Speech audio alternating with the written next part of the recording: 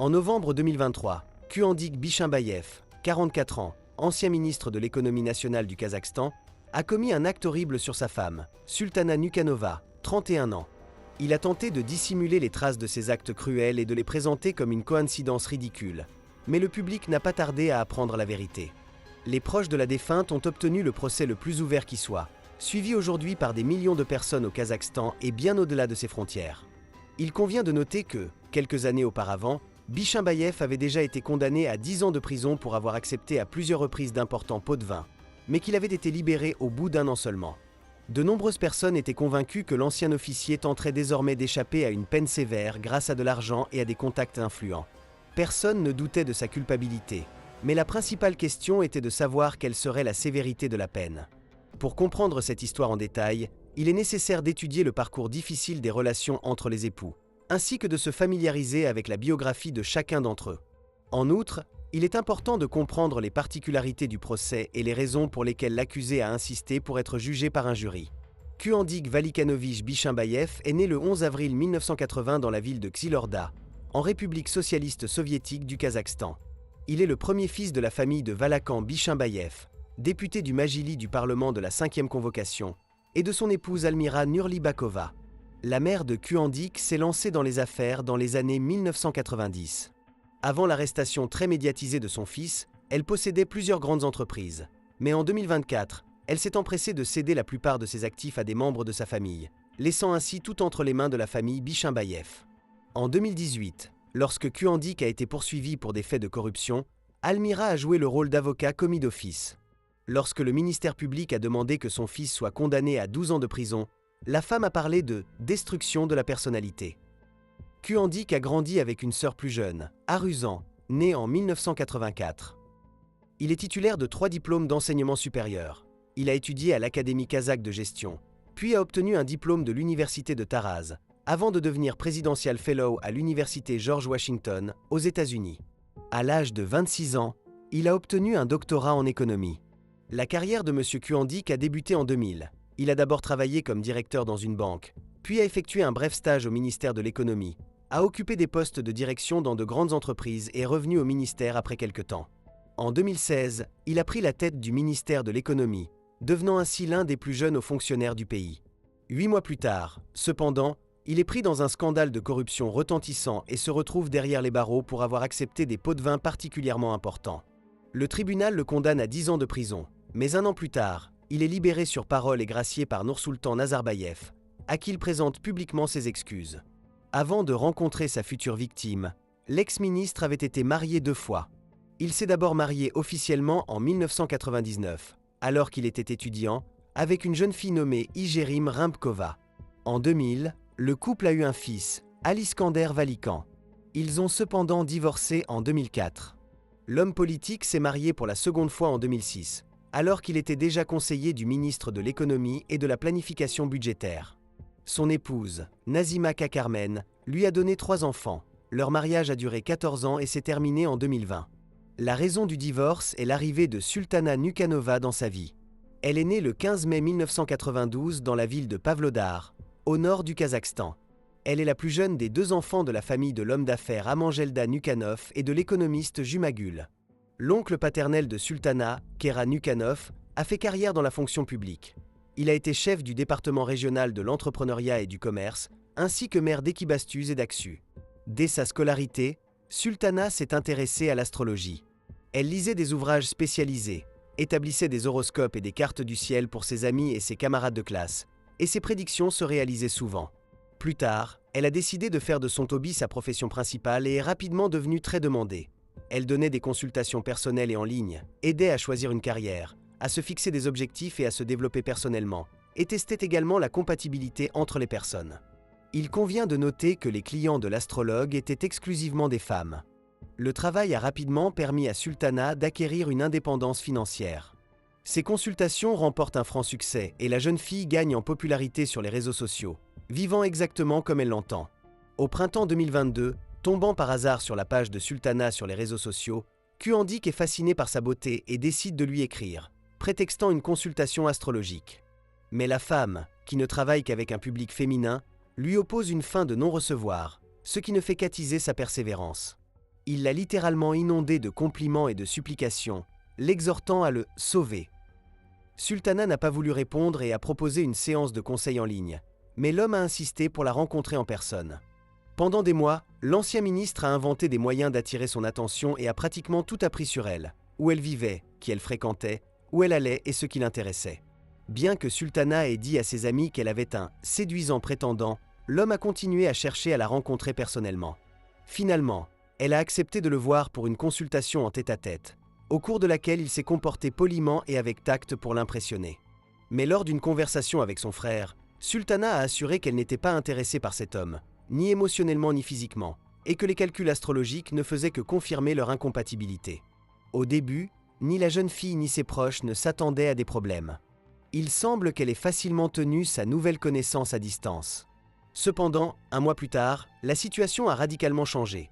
Kuandik a trouvé une approche auprès de l'aînée de la famille, Sultana, et a demandé la bénédiction de la grand-mère de la jeune fille sous le prétexte d'un éventuel mariage, ce qui a beaucoup touché sa petite fille, bien qu'elle ait insisté sur le fait qu'elle n'allait pas s'engager dans une relation avec un politicien. À l'automne 2022, Sultana est venue voir ses parents à Pavlodar et leur a dit qu'elle n'envisageait aucun changement sérieux dans sa vie personnelle.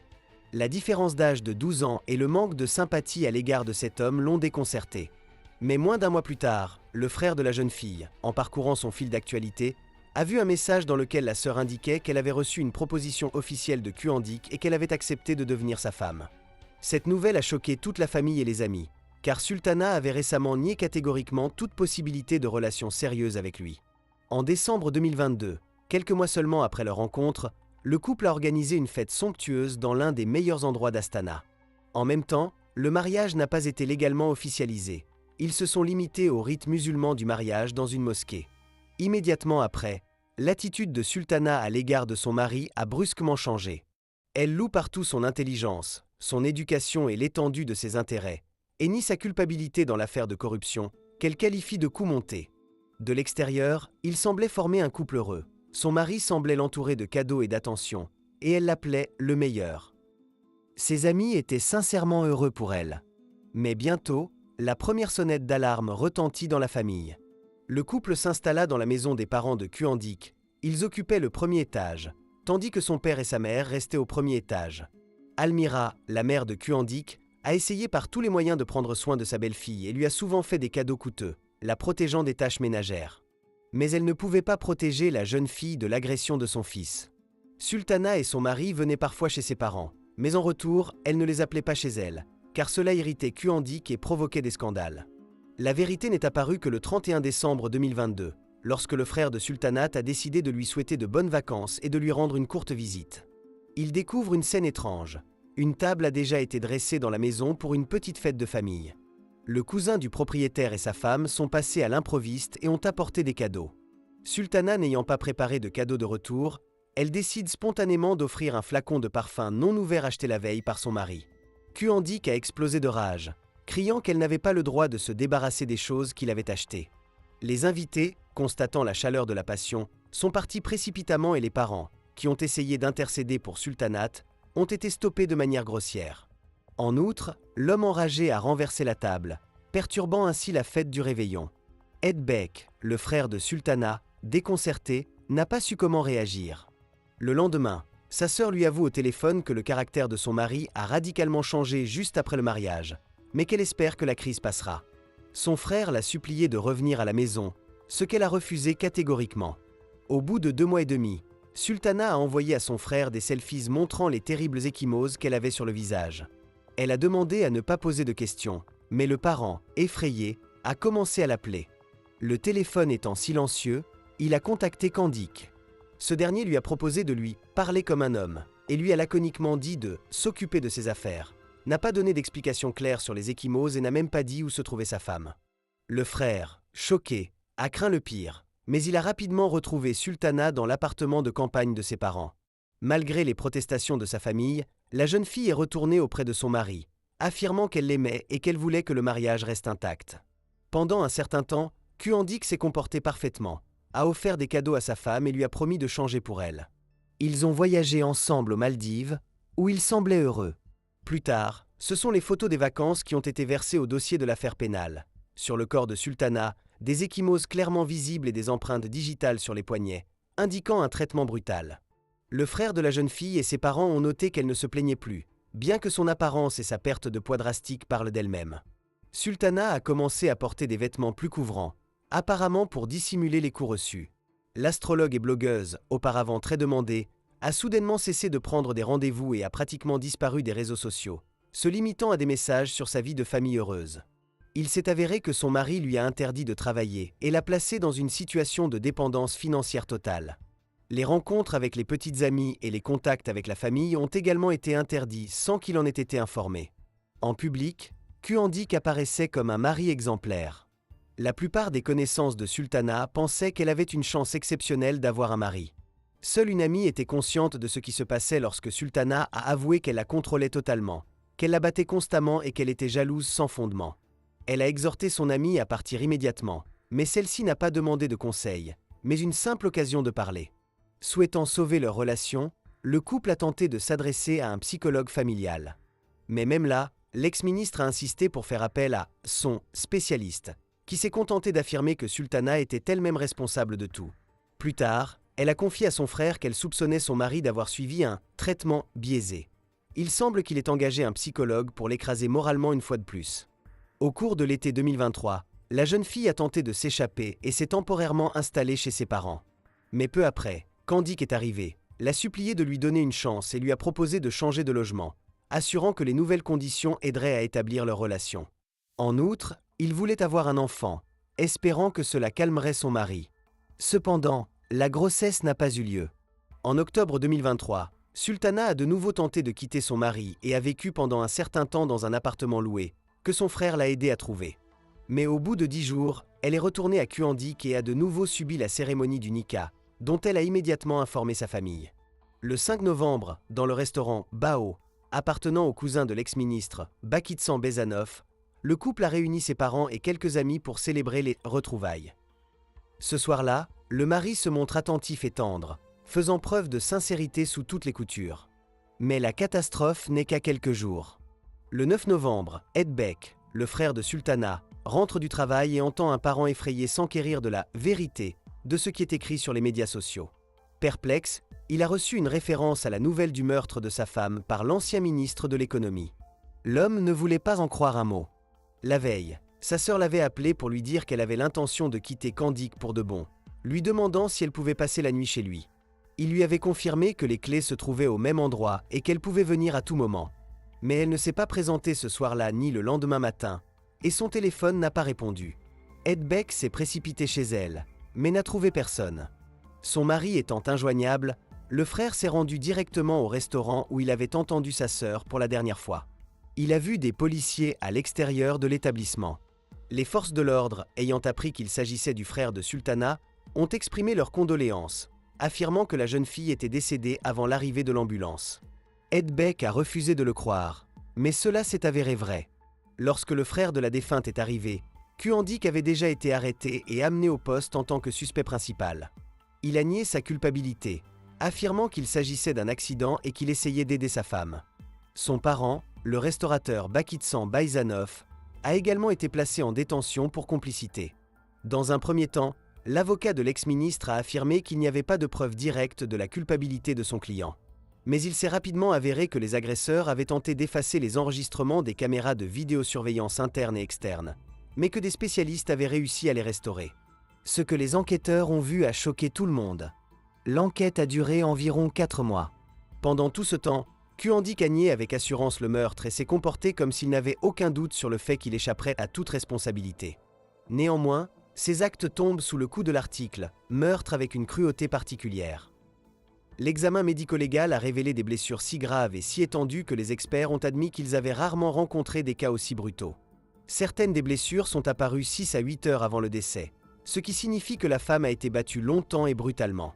Cependant, les avocats de l'accusé ont tenté de minimiser sa culpabilité, et il a lui-même assuré que la plupart des blessures infligées à sa femme étaient dues à une forte intoxication alcoolique, car elle tombait constamment et se cognait contre le carrelage, les toilettes et les meubles. Comme il a été établi, lors de cette soirée fatidique du 8 novembre, ils se sont rendus avec des amis au concert de Dima Bilan, où ils se sont disputés. Selon les copains, la musique était trop forte, de sorte que personne ne s'est immédiatement rendu compte de ce qui se passait. Le couple s'est retiré discrètement sans rien expliquer et s'est rendu au restaurant Bao, où il s'est enfermé dans une cabine VIP. Les caméras ont filmé Candic prenant quelques bouteilles d'alcool au bar et retournant auprès de sa femme, après quoi une dispute a éclaté entre le couple. Sultanat a demandé le divorce et voulait partir rejoindre son frère. Vers minuit, elle est sortie et a contacté Ed Beck, mais son mari l'a rattrapée, l'a ramenée de force et a continué à se disputer. La dispute a éclaté dans le vestibule, puis s'est déplacée dans un box non équipé de caméras. Les images du couloir montrent que l'homme a saisi et secoué sa femme et l'a plaquée contre le mur, alors qu'elle essayait de garder ses distances et de rester calme. L'avocat de l'accusé a parlé de tentative de caresse. La femme a tenté de se réfugier dans la salle de bain, mais Candic a commencé à donner des coups de pied dans la porte, comme en témoignent les blessures. Lorsque la porte s'est ouverte, il lui a donné plusieurs coups de poing au visage, en criant qu'elle n'a rien sans lui et que tout a été acheté avec son argent. Les versions ultérieures diffèrent. L'accusé affirme que la femme, en colère, a commencé à arracher ses vêtements et ses bijoux, puis les a jetés dans les toilettes, prouvant ainsi qu'elle n'avait pas besoin de son soutien. D'autres sources affirment qu'il l'a forcée à se déshabiller, voulant l'humilier. Une fois les bijoux disparus dans les égouts, l'homme a perdu son sang-froid et a frappé sa femme à plusieurs reprises avec son poing, puis l'a poussée brusquement, ce qui l'a fait tomber et lui a fait heurter la tête contre les toilettes. Lors du procès, il a déclaré que elle avait elle-même trébuché et s'était cognée contre le carrelage et la tuyauterie. Plus tard, ils ont décidé de rentrer chez eux, mais à cause de l'alcool qu'il avait bu, il avait peur de conduire et ne voulait pas appeler un taxi pour ne pas être gêné par sa femme en état de nudité. Le couple est donc retourné au salon VIP, où tout s'est poursuivi.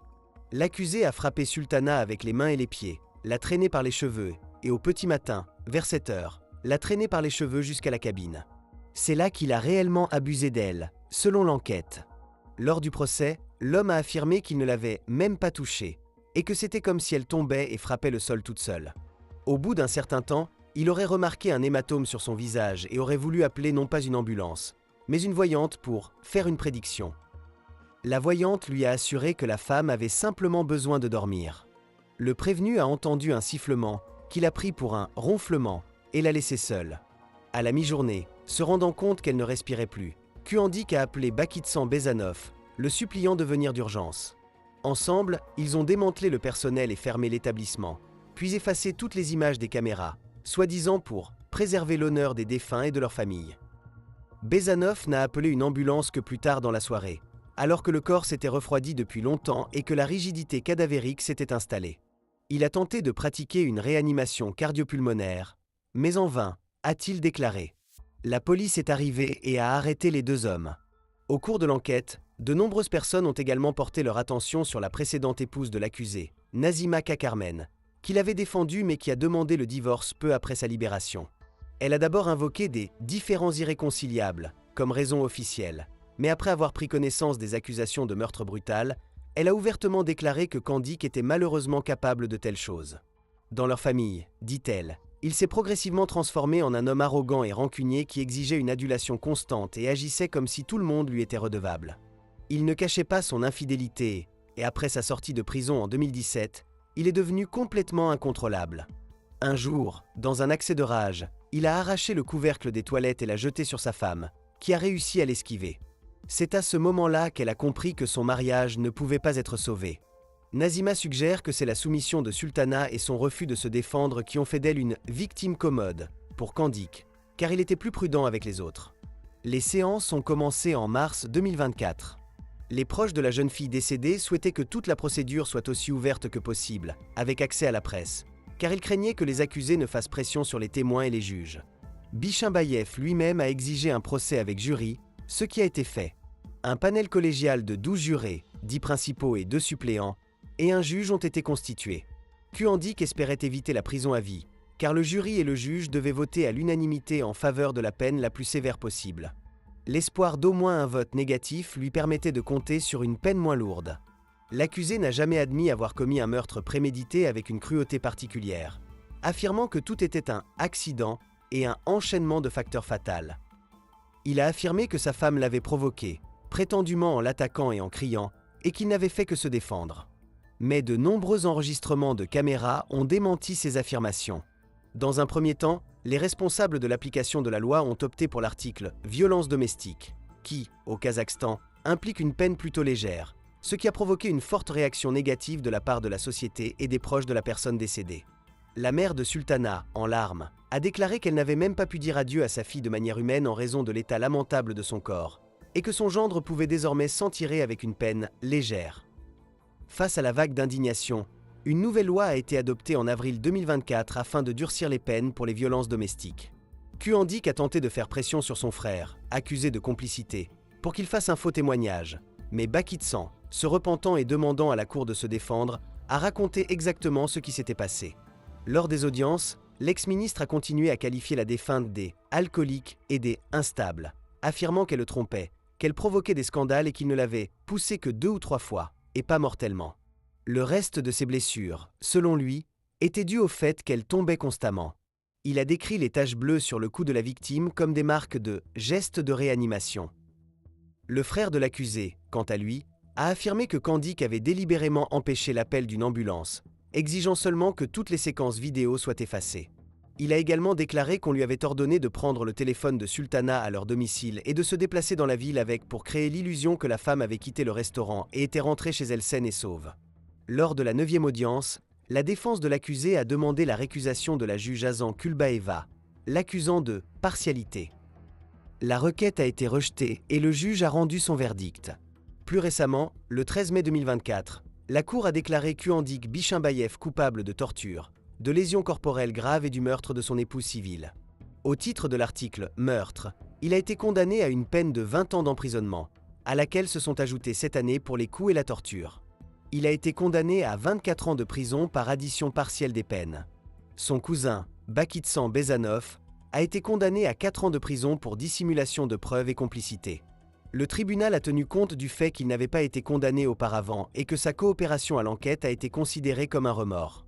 Les proches du défunt Sultana n'étaient pas satisfaits du verdict. Le père, Amangeldi Nukanov, s'attendait à ce que l'assassin de sa fille soit condamné à la prison à vie. Il considérait que toute autre issue était injuste. Cependant, Ed Beck, le frère de la femme assassinée, a fait remarquer que 24 ans de prison pour une personne de 44 ans équivaut en fait à une condamnation à perpétuité. Merci d'avoir regardé cette vidéo jusqu'au bout. Abonnez-vous à ma chaîne, donnez un pouce en l'air si vous l'avez aimé, et rendez-vous dans les nouveaux épisodes.